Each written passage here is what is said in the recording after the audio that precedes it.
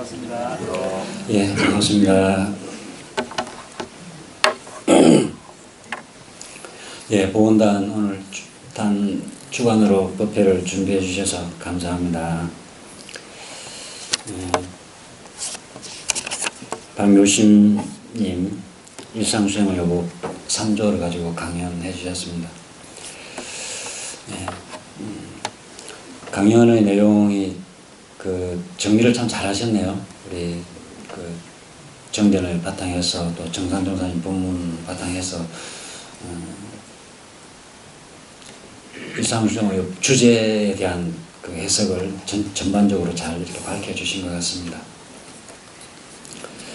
1조 할 때도 말씀을 드렸고 2조 할 때도 말씀을 드렸지만 일상수행의 법 이 1, 2, 3개 조는 이제 정신수양, 사리연구, 작업치사, 사막 공부를 단련하는 일상생활 속에서 단련하라는 말씀인데, 어떻게 보면 이 사막은 나눠서 수양, 연구, 치사를 했지만 사실은 이게 나눠지지 않는 겁니다. 그죠? 사실 이게 같이 연결되어 있는 거지. 그래서 우리 대종경에 보면 쇠스랑과 같다는 표현도 있었죠. 그 세발된 쇠스랑이 결국은 한 작업을 하는 거죠. 그러니까 우리가 정신수양을 중심적으로 훈련을 할 때는 이제 사리 연구가 그게 바탕이 되어 있어야 정신수양도 제대로 되는 거고, 사리 연구, 지혜력을 발휘할 때도 수양과 취사가 아울러져야 바른 사리 연구가 이루어지는 거고, 작업치사도 마찬가지고, 정의를 이제 실천하고 불의를 버리기 위해서는 정신수양과 이 사리 연구가 아울러지지 않으면 이게 이루어지지 않는 거라는 거죠. 같이 이루어질 수밖에 없는 그런 공부 내용입니다.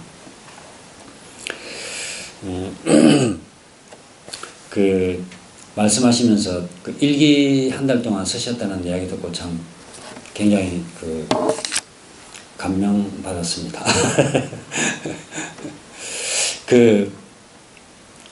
운동선수들이 이 근육을 발달시킨다는 것은, 그러니까 근육이 발달된다는 것은 근육에 힘을 계속 근육을 사용함으로 인해 가지고 근육에 염증이 생기는 거래요. 그게 이 근육에 염증이 생겨서 그 염증이 아물면서 근육은 더 발달하는 거랍니다. 그러니까 근육에 염증이 생길 정도, 우리가 흔히 알백했다 그런 이야기가 바로 이제 그게 염증이 생긴 건데, 그러니까 그런 염증이 생기는 과정을 거치지 않으면 근육이 강화되지 않는 거예요. 그냥 지금 근육 그대로 유지가 되는 거고, 또 심한 격투기 운동하는 사람들은 뼈가 약한 부분을 일부러, 실제로 그런지는 모르겠습니다만 말로는 그런 이야기를 하대요. 일부러 뼈를 부러뜨리기도 한대요. 그러니까 이제 일단 뼈도 한번 부러뜨리고 나면 그 부분은 잘 안 부러진다네. 부러진 뼈가 아물고 나면 그 부분은 굉장히 강해진대요. 아마 그 부러진 부분을 치유하기 위해서 굉장히 어떤 물질들이 이렇게 저거돼서 그런지, 우리 마음 공부도 그런 것 같습니다. 순탄하게 이루어지는 공부를 계속하고 있으면 그것은 순탄한 그 선에서 사실은 발전이 잘 없는 것 같아요. 매우 힘든 어떤 공부의 경계를 넘었을 때 나는 한 단계 이제 이렇게 성장하는 건데, 일기 쓰는 것도 그런 것 같아요. 하루 이틀 한번 마음 내서 써보자 하고 한 며칠 일단은 잘 쓰지잖아요. 처음 마음 먹었던 게 유지가 되니까.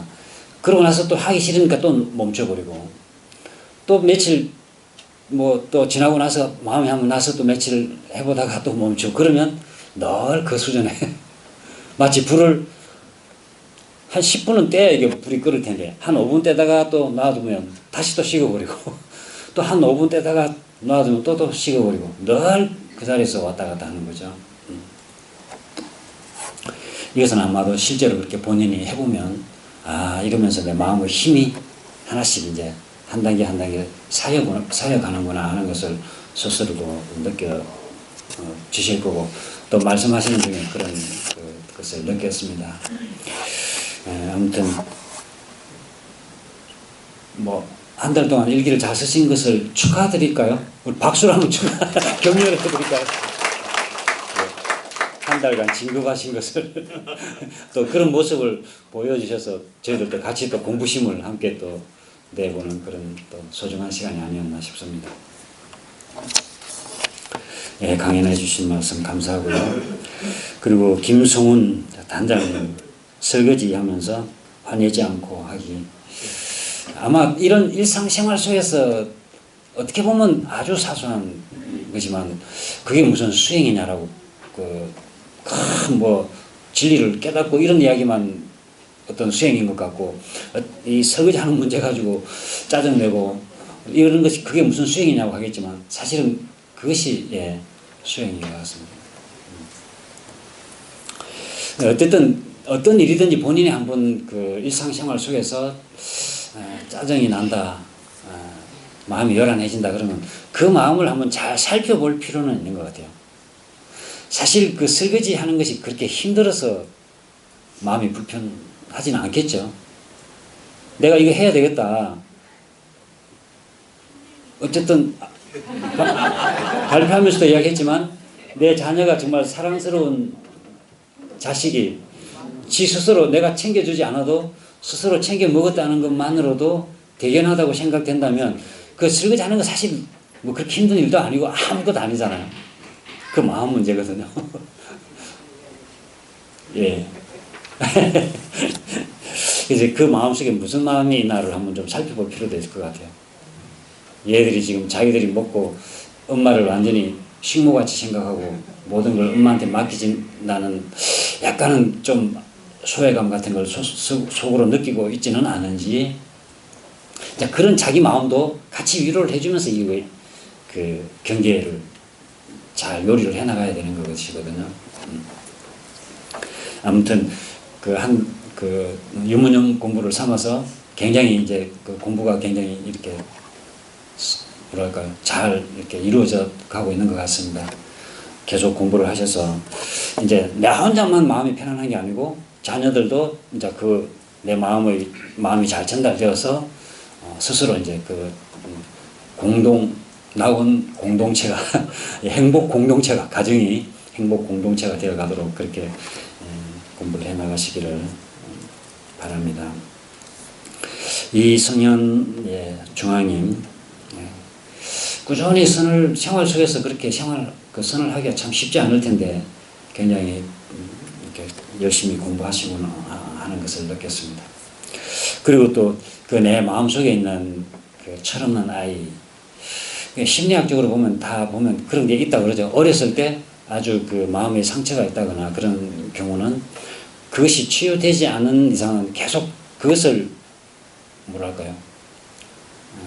예를 들어서 사랑을 충분히 못 받았다 그러면 그런 사랑에 대한 욕구가 늘 마음속에 어린아이가 자꾸 뭔가 요구하는 것처럼 그런다고 하죠.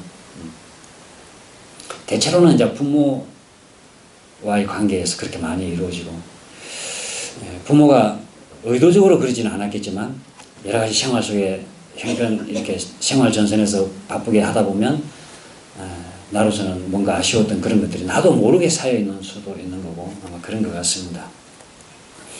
근데 그런 것들을 부모와의 화해를 통해서 정말 부모님에 대해서는 막연하게 그 불만이라고 할까요? 그런 것을 가지고 있었는데 우리는 계속 그런 도덕적인 그 교육을 받다 보니까 부모님에 대해서는 어쨌든 감사하게 생각해야 되고 또 고마움을 표하면서 효를 해야 된다고 교육을 받아왔기 때문에 부모에 대한 불만 자체를 사실은 나도 모르게 속에 눌러놓고 있게 되는 거예요.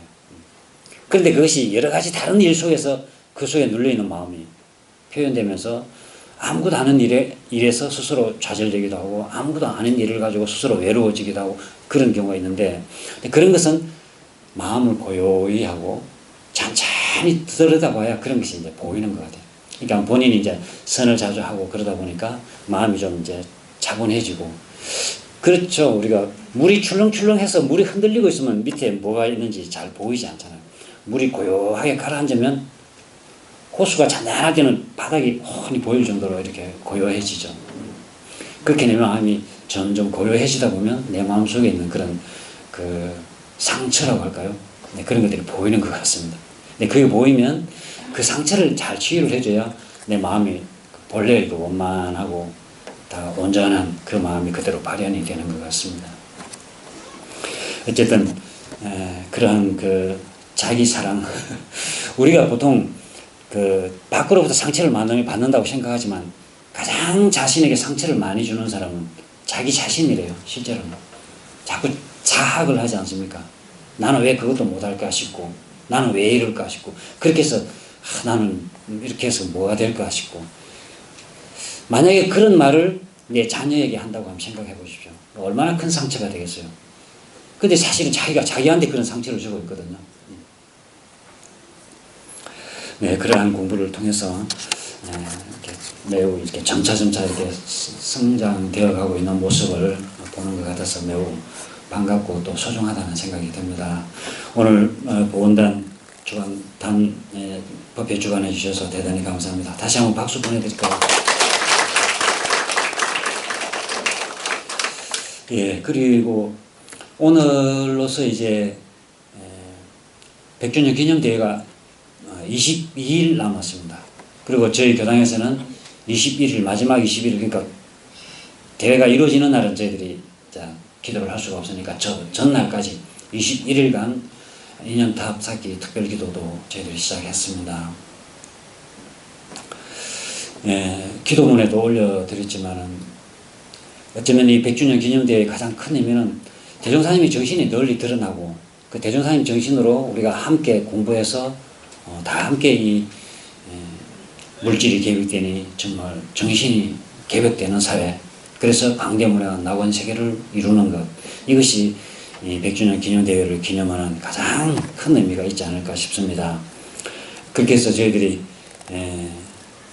기도를 통해서 함께할 인연들을 초대하고 또 기도를 통해서 축원해주고 또 이 100주년 기념대회를 통해서 정법과 이런 대도와 이렇게 이런 대도의 발심이 되도록 함께 축원하는 그런 기도를 올리고 있습니다.